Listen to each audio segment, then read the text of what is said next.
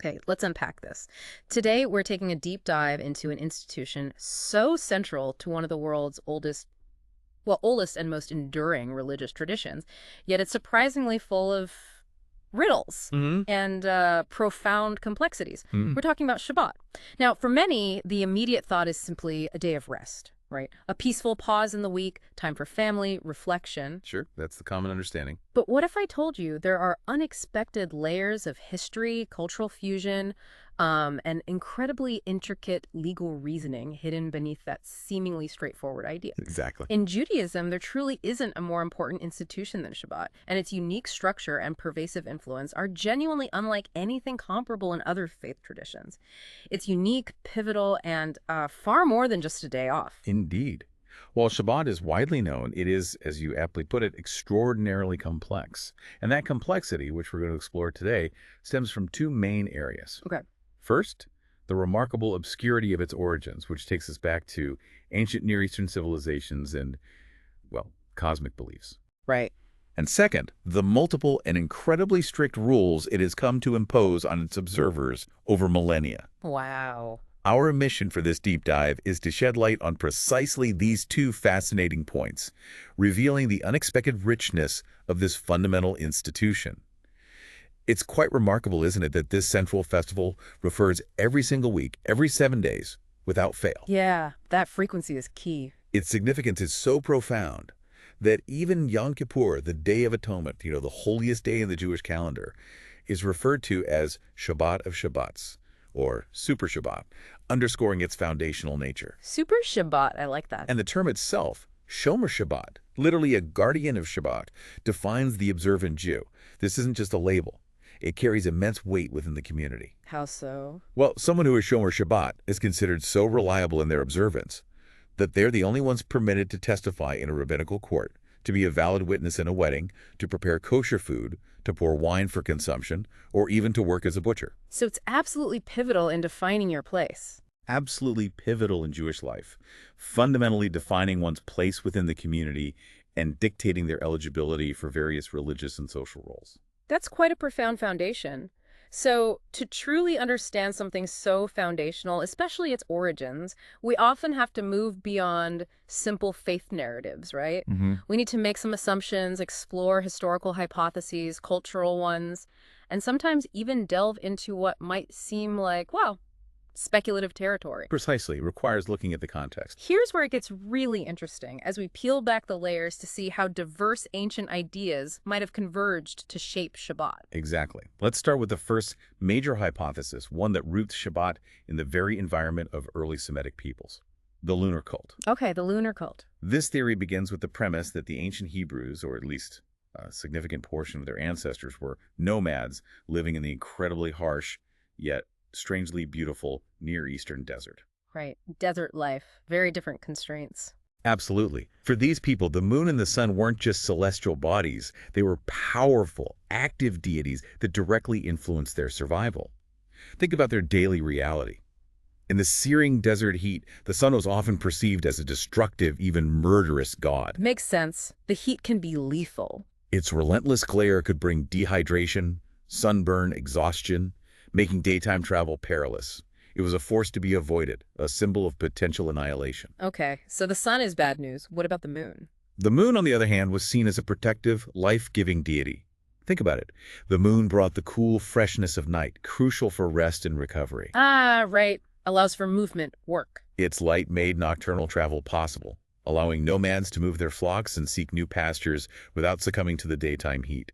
It was associated with the subtle, mysterious fertility of the desert, enabling life to persist in a seemingly barren landscape. So the moon is the good guy here.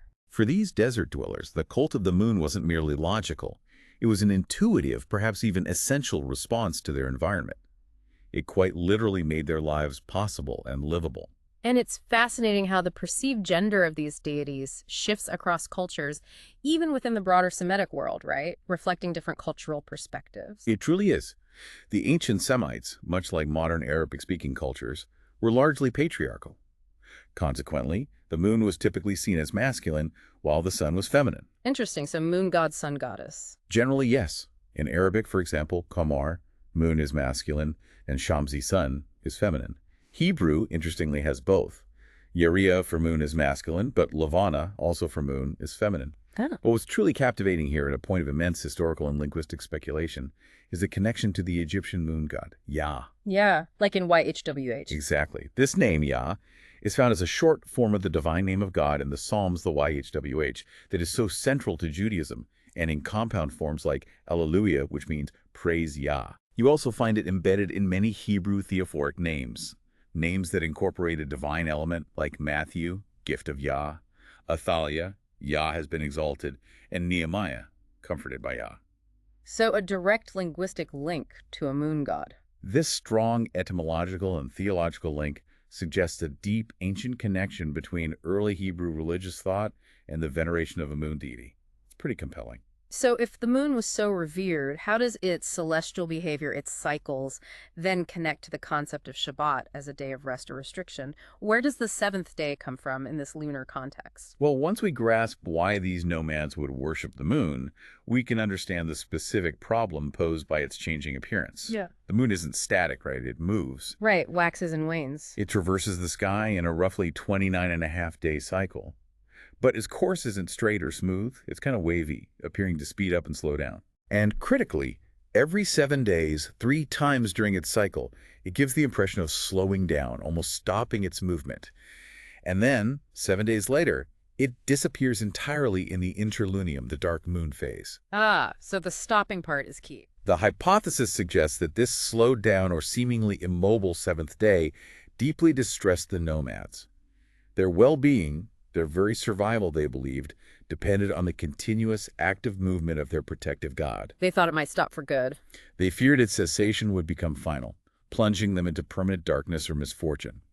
Hence, the sanctification of this 7th day, turning it into a holy day. Okay. This was accompanied by intense celebrations and rituals designed to encourage the moon god to continue its journey, to resume its vital movement across the sky, sort of coaxing it along. So if we put ourselves in the shoes of you, the listener, what concrete evidence or compelling data makes this lunar cult hypothesis plausible for us? What are the strongest arguments supporting this ancient connection? Well, there's quite a bit that lends weight to this theory.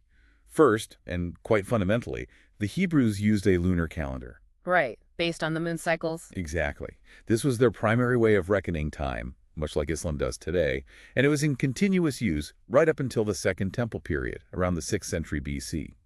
This deep intrinsic connection to lunar cycles for their very measurement of time, it's incredibly significant. Okay, the calendar is point 1. Second, many major Jewish festivities consistently begin at the full moon. Think of Passover, celebrating liberation, starting on the 15th day of the month, full moon. Sukkot too, right. Or the Feast of the Huts, Sukkot, also beginning mid-month. Even lesser-known holidays like 𝗵𝗵𝗃 and Purim are timed to the full moon. And the New Year itself, in its earliest forms, began at the new moon. And the new moon itself was a holiday. Furthermore, each new moon constitutes a day of half-feast, a Rosh Chodesh, that the Bible explicitly links to Shabbat, suggesting a shared sacred lineage. They're mentioned together often. Okay, calendar, full moon festivals, Rosh Chodesh link. What else? Third, we return to that divine name, Yah, the name of the Egyptian moon god, which the Jews equated with the most sacred name for God, 𝗬𝗏, reinforcing that ancient pervasive connection we talked about. Right, the linguistic tie-in. And finally, even in contemporary practice, observant Jews still perform the blessing of the moon Kiddush Levana every month, specifically between the 3rd and 15th day, when the moon is visible and growing. Still blessing the moon today? These aren't just coincidences. They are powerful echoes of a very ancient, ingrained relationship with the lunar cycle that hints at a deeper origin for the weekly sacred day. Okay, that's pretty compelling. Now, what's the second hypothesis? You mentioned Mesopotamia. Yes, moving to a second closely related hypothesis, we have the Mesopotamian šapattu. This term, pronounced šapattu, refers to a Mesopotamian full moon festival that is remarkably closely related to Shabbat. Šapattu, okay. Mesopotamia, as you know, was a crucible of early civilization, and its cultural and religious influence on the ancient Near East, including the Hebrews, was immense. Right, lots of overlap. The Mesopotamians celebrated a sequence of specific days within their lunar month. Yeah. They marked the first day, or new moon, which they called Ari. Now listen to this. Ari is clearly cognate with the Hebrew 𝗺𝗂𝗃 for moon. Wow. Area and area, another linguistic link. Exactly. Then there was the seventh day, which they called Shabbat, a term that closely parallels the Hebrew Sheviai, meaning seventh. 𝗵𝗆𝗃, okay. And finally, the 15th day, the full moon, was called Šapattu. Šapattu, the full moon festival. Yes. And these celebrations aren't just theories. They are explicitly mentioned in foundational ancient Mesopotamian texts like the 𝗵𝗆𝗄, their creation epic, and the 𝗵𝗄𝗃, a flood narrative. So it's in their core myths. And they also appear in mundane, day-to-day economic documents, indicating they were integrated into the practical rhythm of life, with records dating all the way back to the Sargonian period around the 22nd century BC. That's incredibly old. The structural parallel between these ancient Mesopotamian celebrations and the rhythm of the ancient Hebrew calendar and festivals is truly remarkable, suggesting a shared cultural vocabulary for sacred time. And it seems like the ancient world, especially the Mesopotamian world, was indeed full of these cyclical, sometimes foreboding days that dictated what could and couldn't be done. Absolutely. And that brings us to our third hypothesis, the Mesopotamian ūmū-lemnutū, or what translates literally to unlucky days. Given what we've just heard about ancient fears and restricted days, well, it almost makes sense that certain days would be seen as unlucky. Yes, this is a fascinating and compelling parallel. The Shabbat, with its extensive list of prohibitions, which we'll dig into shortly, and they are quite staggering, shares many core characteristics with these inauspicious days of the Mesopotamians. How so? What defined these unlucky days? On these ūmū-lemnutū, it was believed that accomplishing many tasks would inevitably spell misfortune. It was a time to refrain from action, to lie low, to avoid tempting fate. So just don't do much. Pretty much. A king might not ride his chariot, a judge might not hear cases, or a physician might not attend to a patient on these days, fearing a negative outcome. These were days of caution, of diminished activity. Okay. And how does that connect to Shabbat's rules? As you mentioned, we'll see that Shabbat later comes to impose no less than 39 specific forbidden works, creating a similar sense of restriction. But what's more, the calendar of the Neo-Assyrian Empire, a powerful Mesopotamian state, clearly marked inauspicious days on the 7th, 14th, 21st, and 28th of the month. Wait, the 7th, 14th, 21st, 28th? That's every 7 days? Effectively, yes. One inauspicious day every 7 days, perfectly mirroring the weekly rhythm of Shabbat. The strong connection between a day of divine disfavor or ill fortune and a mandatory cessation of work is an undeniable link here. Okay, that's a powerful parallel. What's the fourth hypothesis? Something about Saturn. This brings us directly to our fourth hypothesis, which intertwines ancient astronomy with religious belief, the fear of Saturn. In the sophisticated astronomical religion of the Babylonians, they identified 7 celestial bodies as planets: the Sun, Moon, Mars, Mercury, Jupiter, Venus, and Saturn. The 7 classical planets. Right. Crucially, each of these planets was associated with a specific deity and, significantly, corresponded to a day of the week in their 7-day cycle. Saturn, which they called Shabbatai in Hebrew, directly corresponded to the 7th day, the very day we know as Shabbat. Saturn is Shabbatai. The 7th day is Shabbat. That's really close. It's incredibly close. Now, in the Babylonian cosmological view, the world was surrounded by 7 concentric spheres, with each planet occupying its own sphere. Saturn's sphere was the outermost. Farthest away, slowest moving. Exactly. Because of this great distance, it appeared to be the slowest and most motionless from Earth. This perceived lack of motion, combined with Saturn's designation as a god, reputed to be very evil and powerful in their pantheon. Oh, evil and powerful. It sparked a profound belief that days under its dominant influence were indeed inauspicious, dangerous days. They were not conducive to creation or productive activity.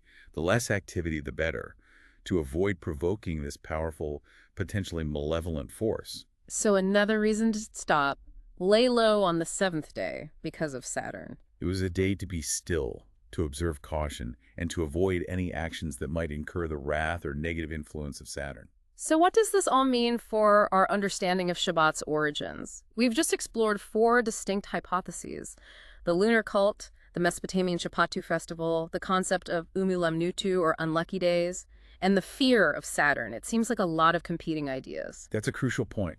The powerful insight here is that these 4 hypotheses, while distinct, have the immense advantage of not being mutually exclusive. Ah, okay. They can all be true, or parts of them. Exactly.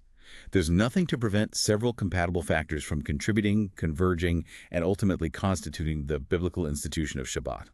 Think of it not as a singular linear origin story, but as a rich tapestry woven from various ancient beliefs, celestial observations, and deeply ingrained cultural practices prevalent across the Near East. So it's layered, a composite. This composite view gives Shabbat an incredibly deep, multifaceted, and resilient lineage, far more complex and compelling than a simple singular beginning. It shows us how deeply interwoven religious traditions can be with the intellectual and cultural currents of their time. That's a powerful point. Multiple compatible factors converging. It makes perfect sense that a tradition so foundational could have such diverse, almost universal roots. Okay, so that's the complex origins. Now let's shift from these mysterious beginnings to the very real, very tangible aspect of compliance. How it was actually observed. Right. How Shabbat has actually been observed and codified from its earliest mentions in the Old Testament to the incredibly influential text of the Mishnah. Now, the modern rabbinic selling point for Shabbat often presents it as a day of rest, joy, fulfillment, freedom, conviviality, and other delights. But was that always the case? Yeah, that's a critical question, and the historical evidence paints a very different picture from that idyllic modern ideal.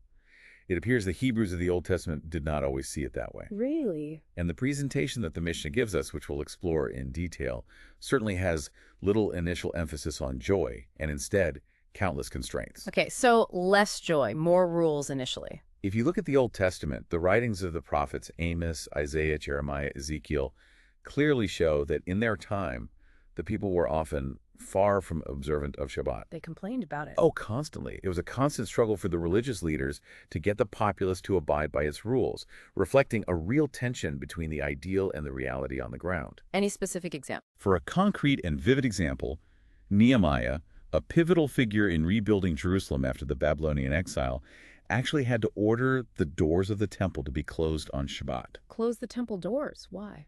Because the faithful, or perhaps just the pragmatic, had simply turned the sacred temple precincts and the day itself into a regular market day. People were coming to buy and sell, completely disregarding its sacred status. Wow. Business as usual, even on Shabbat? It was a stark violation, showing how deeply ingrained the commercial impulse was. And the author of the poignant Book of Lamentations, observing the destruction of Jerusalem, complains explicitly that the Shabbat has been forgotten in Zion, implying that this non-observance was a factor in their communal downfall. So they saw it as a cause of their problems. This paints a picture of widespread non-observance, far from the idyllic rest day we might imagine. So when did that shift begin? When did Shabbat start to gain its growing valuation, moving from a day often ignored to one seen as fundamentally important? That shift becomes profoundly apparent in later texts, specifically the Apocrypha and 𝗬𝗏 works composed between the Old and New Testaments. Okay, the intertestamental period. These later writings demonstrate a burgeoning and escalating valuation of Shabbat. This change is often linked to the intense Seleucid Hellenist oppression that Jews faced, particularly in the 2nd century BC. When they tried to suppress Jewish practice. Exactly.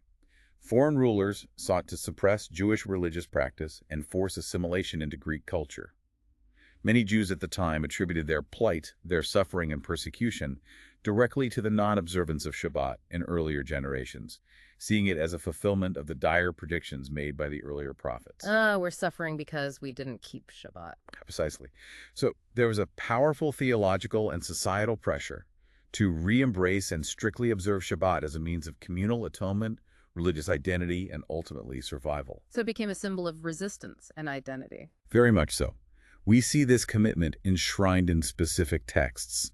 The Book of Jubilees, for instance, explicitly exalts the importance of the Shabbat and its laws, presenting it as a divine covenant of immense sanctity. Okay. And even in a text like the life of Adam and Eve, there's a powerful instruction from Archangel Michael to Seth not to observe mourning on Shabbat. Even mourning wasn't allowed. This indicates a growing understanding of Shabbat as a day uniquely set apart for joy and holiness, superseding even the deepest human grief. This burgeoning reverence lay the groundwork for its subsequent codification. That brings us squarely to the Mishnah, which truly shapes the understanding and observance of Shabbat from its compilation to the present day. What exactly is the Mishnah, and why is it so incredibly crucial for understanding Jewish law and life, especially Shabbat? The Mishnah is an absolutely foundational text in Jewish law, arguably the most important after the Hebrew Bible itself. To simplify its historical context, we can say it emerged as the rabbi's direct authoritative response to the appearance of the New Testament. A response to Christianity. In a way, yes. Christianity was gaining adherents, often presenting the New Testament as the continuation and fulfillment of the Old. The rabbis needed to assert the enduring validity and evolving nature of Jewish law. So the Mishnah was their assertion. They presented the Mishnah as the real sequel to the Old Testament, asserting its authority and continuity within Jewish tradition. It was compiled and published around the early 3rd century CE, specifically under the direction of Rabbi Judah the Prince. Rabbi Judah the Prince, or just Rabbi? Often simply called Rabbi, who was the preeminent political and spiritual authority for the Jews of his time, serving as the president of the Sanhedrin. He held immense power and influence, even negotiating with Roman emperors. And Rabbi Judah the Prince was quite a figure, wasn't he? Known for his immense wealth, even comparable to that of Emperor Marcus Aurelius Antoninus. That's the tradition. I heard a captivating detail that in all seasons, radishes, lettuces, and cucumbers were never lacking in their tables, which just paints such a vivid picture. A sign of great status. And there's that famous, almost philosophical exchange with Antinous, the Stoic philosopher, about the sun rising in the east. Antoninus asks Rabbi why, and Rabbi famously replies, "If it were the other way around, you would have asked the same question." Yes, highlighting his sharp wit and wisdom. It's under the protection of Antoninus and the clear intellectual direction of Rabbi Judah the Prince that the Mishnah was finally compiled and redacted around the year 200 CE. Okay, around 200 CE. And what's its claim to authority? According to its authors and subsequent Jewish tradition, the Mishnah is not just a human compilation of laws. It's presented as the oral Torah, revealed by God to Moses at Mount Sinai alongside the written Torah. The oral Torah, what does that mean practically? Its justification is that while the written Torah provides the broad laws, it often states them without detailing their practical implementation. So the Mishnah became the essential explanation, the regulation, and the jurisprudence for how the laws given in the Torah were to be observed in daily life. It fills in the gaps, basically. It fills in the gaps, interprets ambiguities, and offers practical guidance for a complex religious system. And its style is unique, right? Influenced by Greek thought. What's fascinating here is that the Mishnah is clearly a text born from the Hellenistic world, inspired in its form by the philosophical dialogues of Plato and other Greek authors, even though its content is distinctly Jewish law. How does that show up? This is evident in its unique structure. There's no narrator or external narration. Instead, speakers are quoted directly by their names, Rabbi Akiva says, or Rabbi Meir says. And when they reference remarks not their own, they explicitly quote their authors. Like a transcript of debates. Almost exactly. When sacred texts from the Bible are cited, they don't give chapter and verse references because the interlocutors and readers are presumed to know them by heart. Assumed knowledge. Wow. The text itself is incredibly concise and abbreviated, almost like lecture notes or mnemonic reminders, packed with information, but often without full explanations. So, not easy reading for us today. Not at all. It wasn't designed for individual, quiet reading, but rather for communal, dynamic group studies, where a master would explicate the terse phrases to their disciples. Current editions are jam-packed with notes to fill in the gaps and explain ancient terms and customs. It really hammers home how different their world was. Absolutely. It requires us to shift our modern perspective. To enter the Mishnah is to step into an ancient rabbinic debate, almost like listening to a live conversation from centuries ago, a conversation that is, at first, very strange to us. That makes so much sense. And within these Mishnaic debates, particularly around Shabbat, there are often two opposing schools of thought that emerge, aren't there? Shammai and Hillel. Yes. These two schools, Bet Shammai and Bet Hillel, the house of Shammai and the house of Hillel, are central to understanding the Mishnah's dynamic and its approach to law. In most cases, the rabbis ultimately decide in favor of the school of Hillel, which often gives the impression that the Mishnah tends to make life easier for the believer. Hillel is seen as more lenient. Seemingly more lenient. However, what's truly insightful, and a subtle but powerful rhetorical technique, is that, in fact, it often only seeks to make life more complicated. How so? The authors employ a sort of good cop, bad cop dynamic. Bad cop. Shammai lays down a horribly restrictive rule, setting an extreme precedent. Okay, the hard line. Then, 𝗀𝗵𝗃𝗃 counters with another rule that is only slightly less horribly restrictive, presenting a seemingly more palatable alternative. Ah, so it looks like a compromise, but it's still restrictive. Exactly. Shammai might prohibit something completely, while Hillel allows it with severe caveats. So, while Hillel's position is generally chosen as the final ruling, the net effect is still a deeply restrictive set of regulations, framed within this seemingly benevolent choice. That's a brilliant observation about the dynamic. It really reframes how we should perceive the Mishnah's approach. So with that in mind, how is Shabbat specifically presented in this context? Because it certainly doesn't sound like a day of joy and delights from this Mishnaic perspective. You're absolutely right. Within the Mishnah, Shabbat is presented, unambiguously, as an inauspicious day filled with prohibitions. The core of these are the 39 basic prohibited labors, meticulously listed in Mishnah Tractate Shabbat 7.2. The 39 malachot. Exactly. These aren't just random acts, they're fundamentally categorized by their function, reflecting activities essential to daily life, sustenance, and creation in the ancient world. The rabbis derived these 39 categories from the types of work needed for the tabernacle construction. So anything like building the tabernacle is out. Essentially, yes. Any creative or constructive effort akin to building a sacred space is forbidden. Can you give us a sense of what they are? Let me walk you through them by conceptual categories because their breadth is quite striking. Okay. First, agricultural and food production. Sowing, plowing, reaping, gathering sheaves, threshing, winnowing, selecting waste, grinding, sifting, kneading, baking. So basically all a farm to table is forbidden. Pretty much. Yeah. All fundamental steps transforming raw materials into sustenance. The principle is no productive agricultural work or food prep. Got it. What's next? Next, textile and clothing-related labors.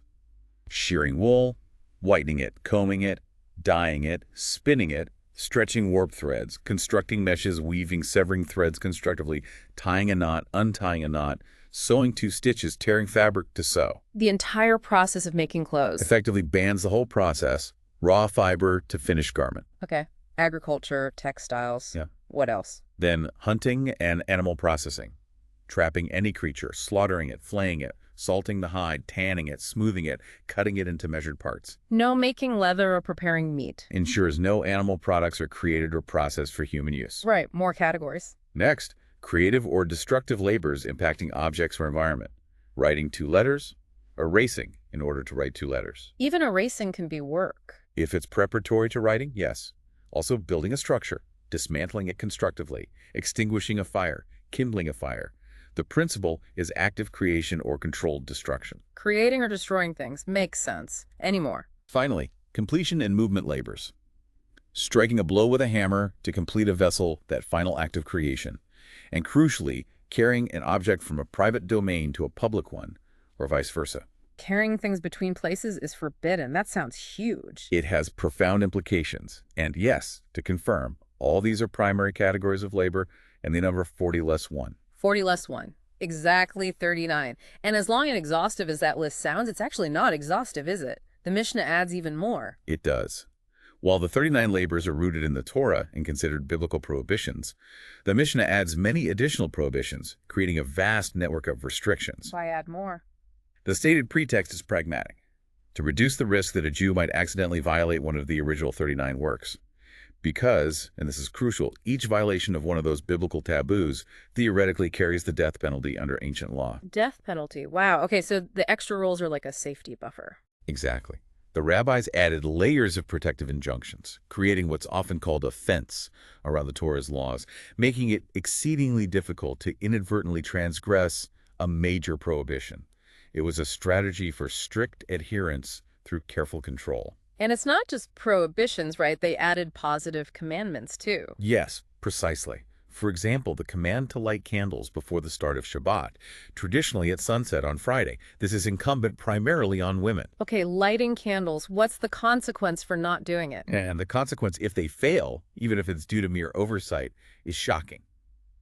They will die in childbirth, according to Mishnah Shabbat 2.6. Die in childbirth, just for forgetting to light candles. That's intense. It reveals a profound connection between a woman's religious observance and her perceived fate, highlighting both the immense spiritual significance placed on this ritual and, well, a challenging perspective on women's roles and vulnerability back then. Definitely challenging. And how does this apply today with electricity and cars? Of course, in modern times, these prohibitions have been extended.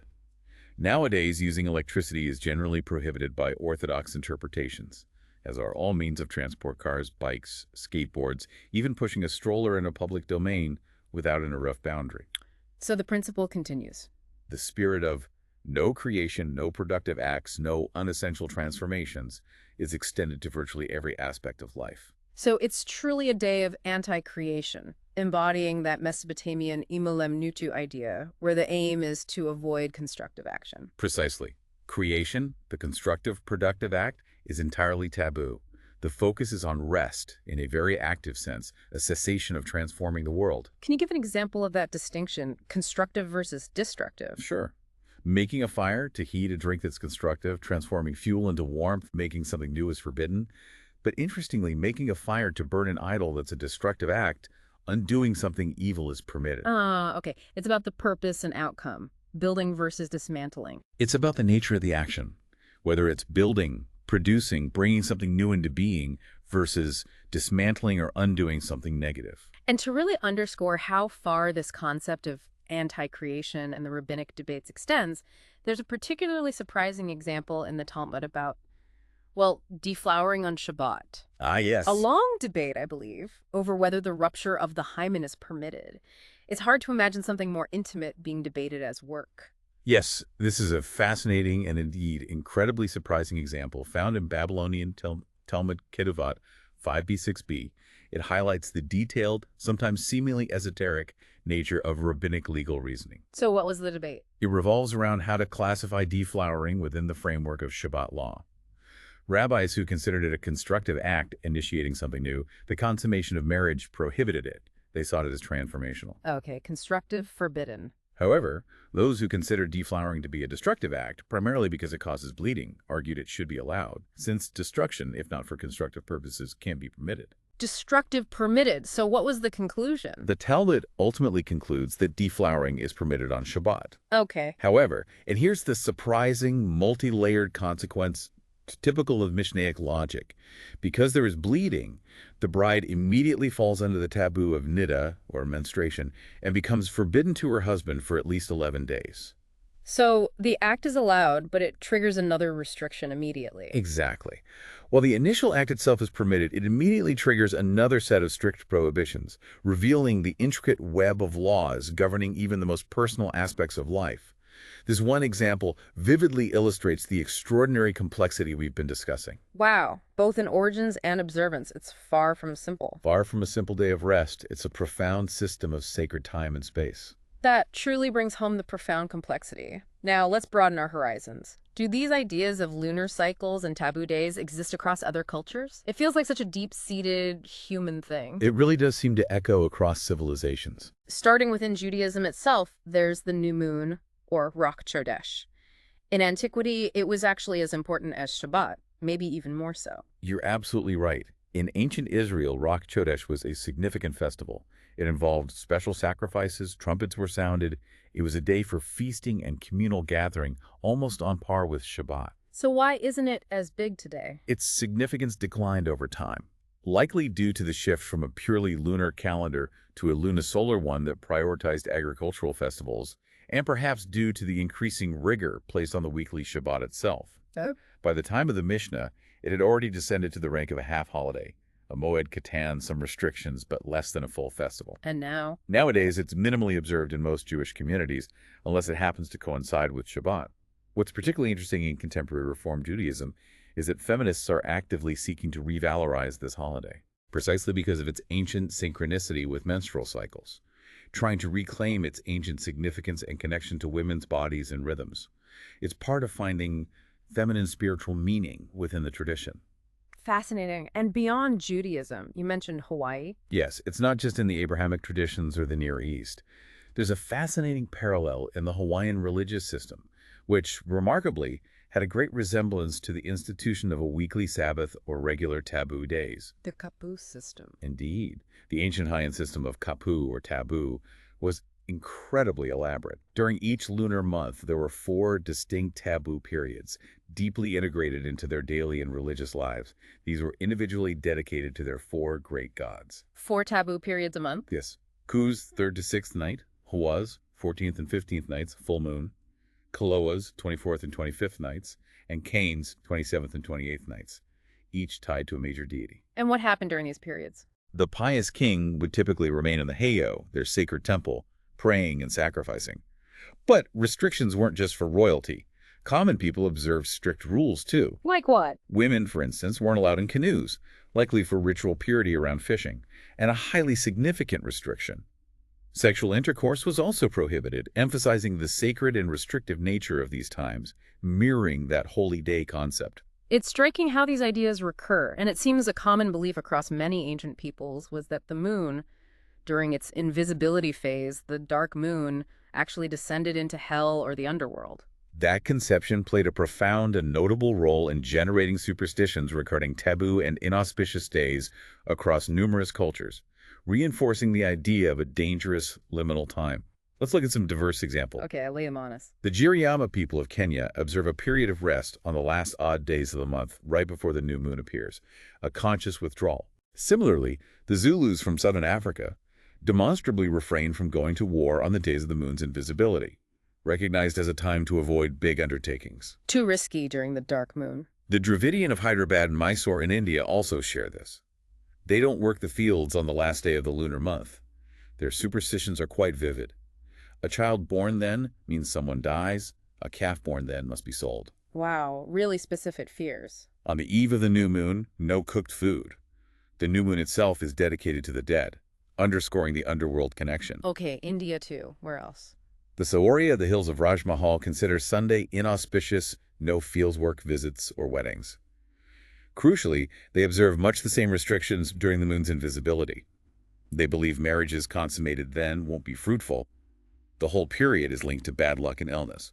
Bad luck and illness during the dark moon. Common theme. Then the Athenians. They called these 3 days 𝗡 uncrowned because the moonlight died out. Classified with other inauspicious days, 𝗵𝗵𝗲𝗍. They'd sacrifice to underworld gods, as Selene, the moon goddess, was supposed to descend into hell then. She was even linked to Persephone. The moon goddess visiting the underworld. Got it. And even in Cornwall in the UK, a historical belief. A child born on this day won't reach puberty. No moon, no man. Grim. And for the Chaga in Tanzania, the 7th month of the year is inauspicious. No houses built, no marriages performed. A whole month considered taboo. So it's lunar cycles, weekly cycles, even monthly cycles across cultures. These diverse examples from across the globe in different eras demonstrate a deep, recurring human intuition about certain cyclical periods, particularly lunar phases, as times of sacred restriction, danger, or taboo. Wow, we've really unpacked this. From its layered and often surprising ancient origins to its intricate and evolving rules of observance, to its echoes across global cultures, Shabbat is truly an institution of extraordinary complexity. It really is. It's far more than just a simple day of rest. It's a living testament to millennia of human thought, fear, and deep connection to the cosmos. It absolutely is. And what does this all mean for you, the listener? It shows us that even the deepest, most cherished traditions, those that might seem singular and immutable today, can have multiple, sometimes surprising roots. Roots that evolve. That evolve over millennia, absorbing ideas and fears from different cultures and eras. And often, rather than simplifying over time, they become more complex, accruing layers of meaning, belief, and incredibly detailed regulation. So understanding the layers enriches it. Understanding these layers doesn't diminish the tradition. It profoundly enriches our knowledge of a seemingly familiar institution, revealing a universal human engagement with the cosmos and the fundamental rhythms of existence. Precisely. It's incredible how something so fundamental could have such diverse, almost universal roots in ancient beliefs about the cosmos and our place within it. It's a story of constant reinvention and deepening meaning. What stands out to you about how these ancient fears and observations shaped a day meant for rest and holiness? It makes you think, doesn't it? Perhaps next time you observe a day of rest or simply look up at the moon, you'll think about those ancient nomads, the meticulous Babylonian astrologers, or even the surprising logic of a rabbinic debate in the Mishnah.